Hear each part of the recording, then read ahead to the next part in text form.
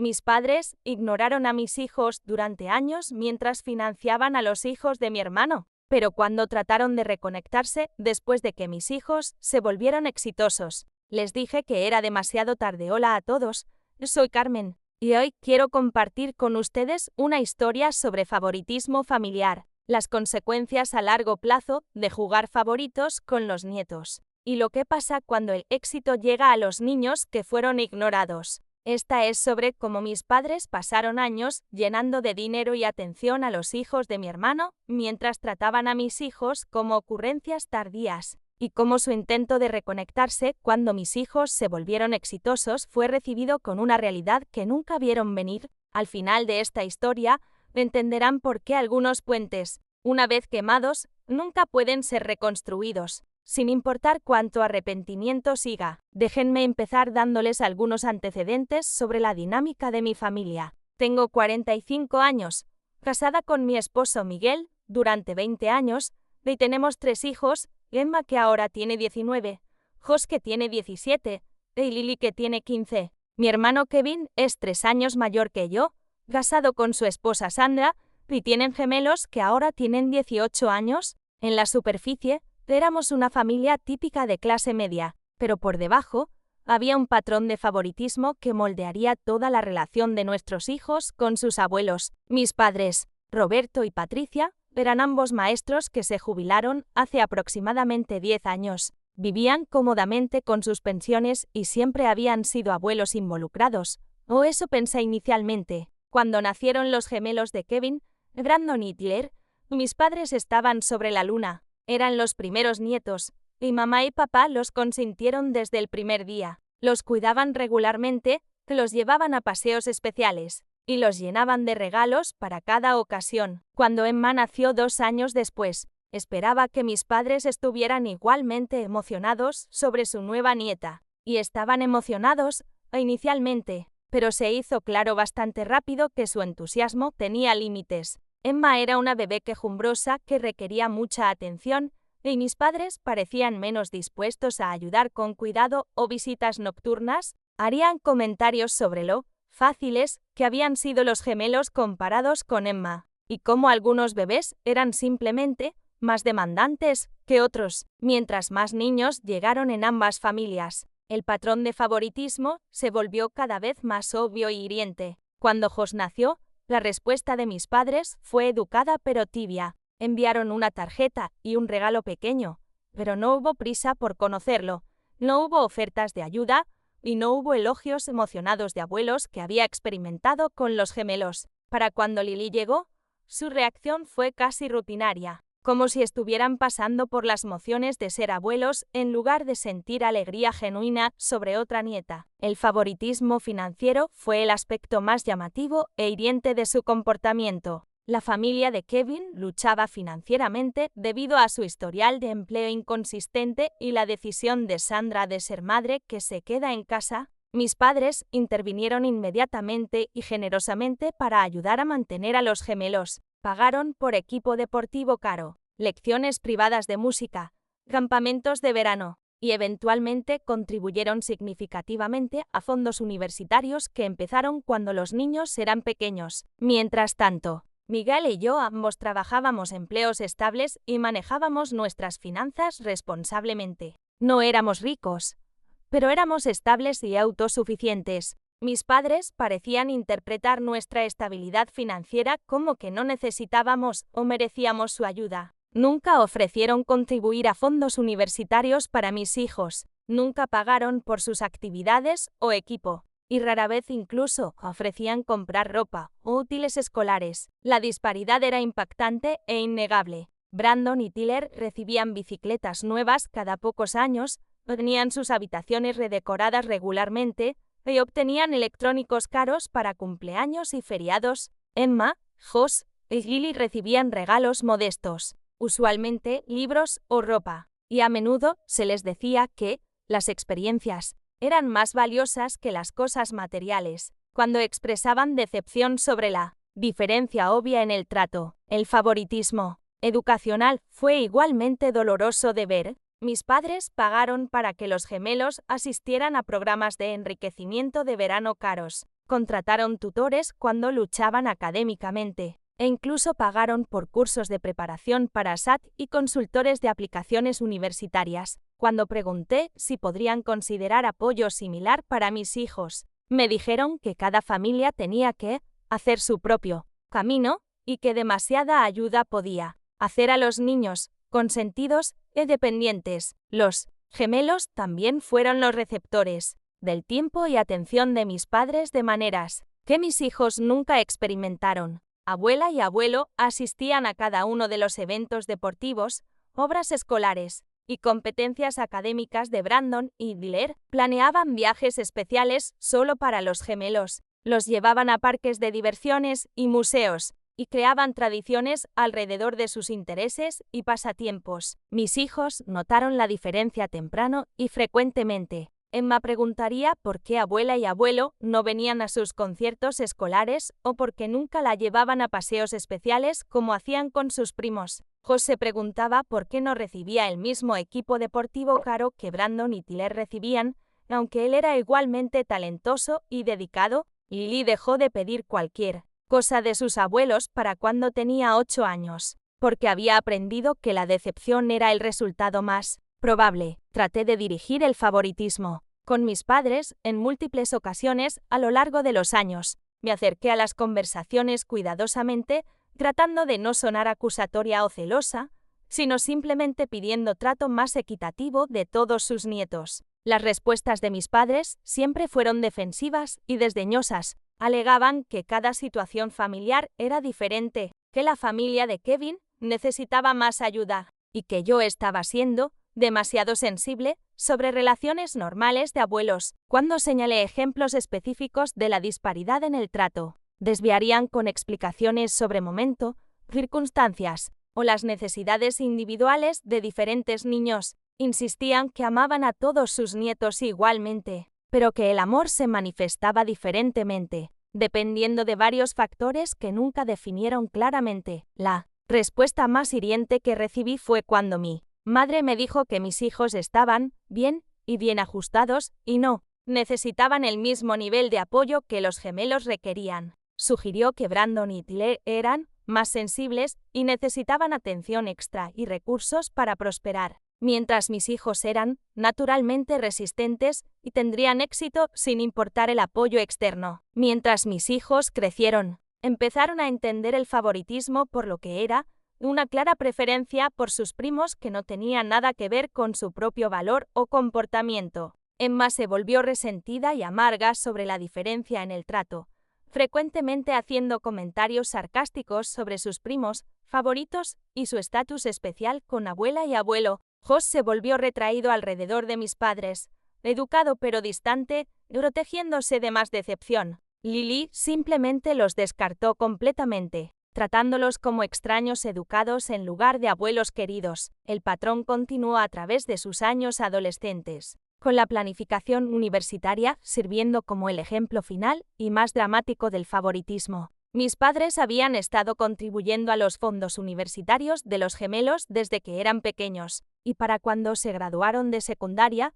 cada niño tenía aproximadamente $60,000 esperándolos. Esto les permitió asistir a universidades privadas caras, sin asumir deuda significativa. Cuando Emma se estaba preparando para la universidad, hace 2 años, pregunté a mis padres si habían considerado empezar algún tipo de fondo educativo para mis hijos. Mi madre se veía genuinamente sorprendida por la pregunta y dijo que había asumido que Miguel y yo estábamos manejando gastos universitarios nosotros mismos, ya que éramos tan buenos manejando dinero. Cuando expliqué que los costos universitarios se habían vuelto abrumadores incluso para familias de clase media, sugirió que tal vez Emma debería considerar colegio comunitario o escuelas estatales que eran más asequibles. La conversación fue devastadora porque dejó claro que mis padres nunca habían tenido la intención de proporcionar el mismo nivel de apoyo para mis hijos que habían automáticamente proporcionado para los de Kevin. No era un descuido o asunto de momento diferente,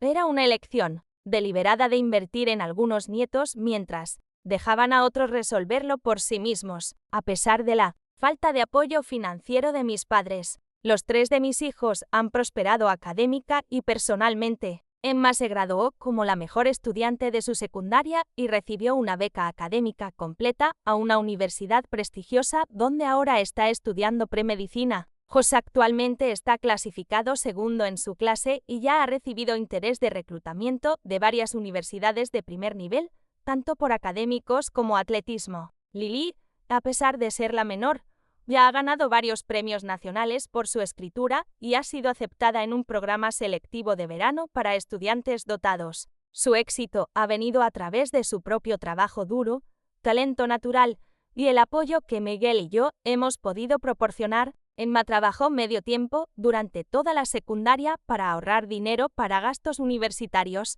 Josh ha balanceado académicos demandantes con entrenamiento atlético intensivo. Y Lily ha pasado incontables horas perfeccionando su arte con recursos externos mínimos. Han aprendido resistencia, autoconfianza y la satisfacción de ganar sus logros a través de sus propios esfuerzos. Mientras tanto, Brandon y Tyler han tenido resultados más mixtos a pesar de todas las ventajas que recibieron. Brandon luchó académicamente en la universidad a pesar de tener todos los recursos y apoyo posibles, eventualmente abandonando después de 2 años para encontrarse. Claire se graduó de su universidad cara pero ha tenido dificultad encontrando empleo estable y se ha mudado de vuelta con Kevin y Sandra mientras averigua sus próximos pasos. La ironía de la situación se hizo aparente hace aproximadamente 6 meses cuando mis padres empezaron a contactarme más frecuentemente, de repente mostrando interés en los logros y planes futuros de mis hijos.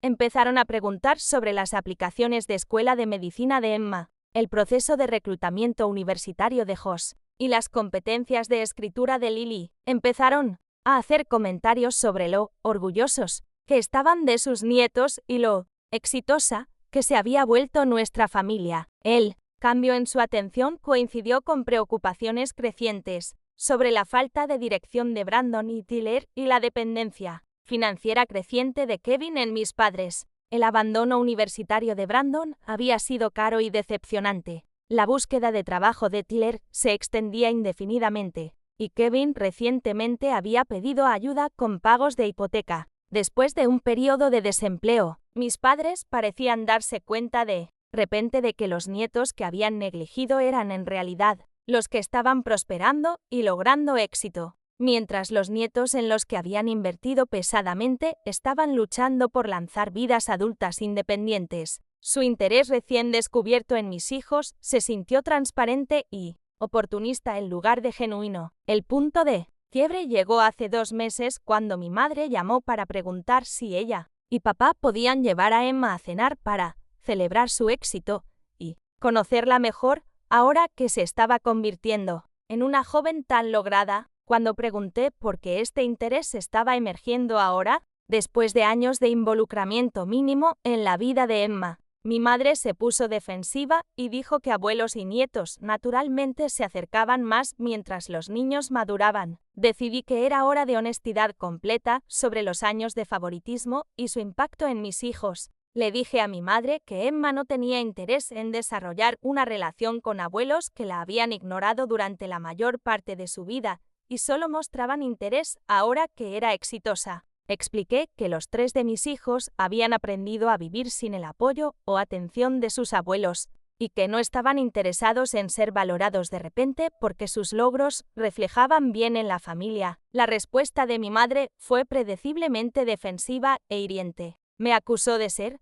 amarga y vengativa y de envenenar a mis hijos contra sus abuelos. Alegó que estaba previniendo una reconciliación natural y que estaba lastimando a mis hijos manteniéndolos lejos de miembros de la familia que los amaban. Le dije que el amor no era algo que pudieras reclamar retroactivamente, después de años de negligencia y favoritismo. Expliqué que mis hijos habían pasado sus años formativos aprendiendo que sus abuelos los consideraban menos dignos de atención, apoyo e inversión que sus primos. El daño de ese trato no podía deshacerse con interés repentino una vez que se volvieron lo suficientemente exitosos para merecer reconocimiento. La conversación terminó con mi madre colgándome, pero no fue el fin de sus intentos de reconectarse. Mi padre llamó unos días después con un enfoque diferente, admitiendo que tal vez habían cometido errores en el pasado, pero argumentando que las familias deberían perdonarse mutuamente y seguir adelante. Sugirió que todos se beneficiarían de reconstruir relaciones y que mis hijos estaban perdiéndose conocer mejor a sus abuelos. Le di a mi padre la misma respuesta que había dado a mi madre. Era demasiado tarde para la relación que estaba describiendo. Mis hijos habían crecido aprendiendo a tener éxito sin el apoyo de sus abuelos, y no tenían interés en ser reclamados, de repente como historias de éxito por personas que los habían desestimado durante años. La parte más reveladora de estas conversaciones fue que ningún padre reconoció el favoritismo específico o su impacto. Hablaron en términos generales sobre errores y malentendidos, pero nunca dirigieron directamente los años de trato desigual, apoyo financiero y atención. Parecían esperar que el tiempo había sanado heridas que nunca habían reconocido crear. También me di cuenta de que su interés renovado no era realmente sobre amar a mis hijos o querer relaciones con ellos. Era sobre estar asociado con éxito y logro. Querían poder reclamar crédito por los logros académicos de Emma, el éxito atlético y académico de Josh y los logros de escritura de Lily. Querían ser los abuelos orgullosos de nietos exitosos sin haber invertido en ese éxito o apoyado a esos niños a través de sus luchas. Cuando hablé con mis hijos sobre los intentos de sus abuelos de reconectarse, sus respuestas fueron exactamente lo que esperaba. Emma dijo que había aprendido a vivir sin abuelos que se preocuparan por ella y no estaba interesada en tener abuelos que solo se preocuparan por sus logros. Josh dijo que apreciaba a abuelos que le habían enseñado a no depender del apoyo de otras personas, e incluso si esa no era su intención. Lily, con su franqueza típica, dijo que tenía mejores cosas que hacer que fingir tener relaciones con personas que nunca realmente habían querido conocerla. Los tres de mis hijos han dejado claro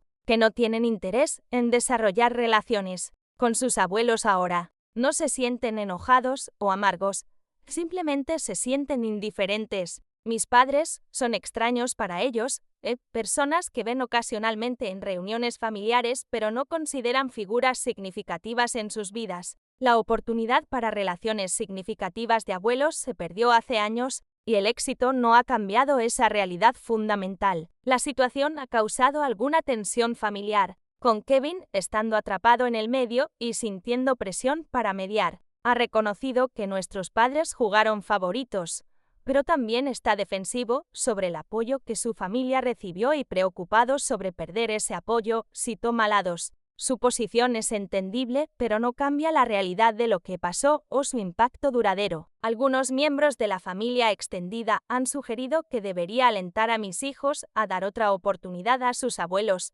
argumentando que todos merecen perdón y que las relaciones familiares valen la pena preservar. Pero estos parientes bien intencionados no entienden que no hay nada que perdonar porque mis hijos nunca fueron activamente dañados, simplemente fueron ignorados y desestimados como menos dignos de inversión. La lección en esta historia no es sobre perdón o segundas oportunidades, es sobre las consecuencias a largo plazo del favoritismo y la realidad de que algunas oportunidades, una vez perdidas, no pueden recuperarse. Mis padres tuvieron 18 años para construir relaciones con mis hijos, para apoyar sus intereses y desarrollo, y para mostrarles que eran valorados y amados. Eligieran, en cambio, invertir su tiempo, dinero y atención en otros nietos. Y esa elección tuvo consecuencias predecibles. Mis hijos han aprendido lecciones valiosas de esta experiencia que les servirán bien en sus vidas adultas. Entienden que su valor no está determinado por el reconocimiento o apoyo de otras personas. Saben que el éxito es más significativo cuando se gana a través de sus propios esfuerzos en lugar de ser entregado a ellos. Y han aprendido a identificar y evitar relaciones con personas que solo los valoran condicionalmente, basándose en sus logros o utilidad. La ironía es que el favoritismo de mis padres en realidad benefició a mis hijos a largo plazo, aunque fue doloroso en ese momento. Emma, Josh y Lily son más resistentes, autoconfiados y motivados de lo que podrían haber sido si hubieran recibido el mismo nivel de apoyo y atención que sus primos. Han aprendido a crear sus propias oportunidades y a tener éxito sin esperar validación o apoyo externo. En cuanto a Brandon y Blair, siento pena genuina por ellos porque están descubriendo como adultos que el mundo no proporciona el mismo nivel de apoyo automático y amortiguamiento que recibieron de sus abuelos.